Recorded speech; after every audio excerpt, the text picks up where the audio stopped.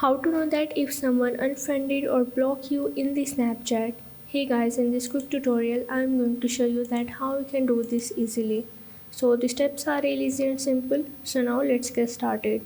So first of all you have to go into your Snapchat and here you have to go in the chat section.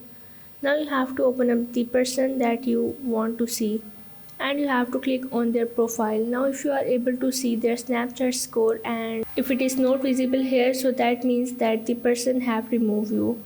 So you just have to go back and you have to click on the profile, and as you can see that here is the Snapchat score is showing, so that means that the person doesn't remove you. So you just have to go back, and if you want to see that if they blocked you, just have to go in the search bar and here you have to search for their user ID, and if their profile doesn't appear in the search results, so that means they blocked you. So this is how you can see that if someone unfriended or blocked you in your Snapchat. So if this video helped you out, make sure to like and subscribe the channel and see you in the next video.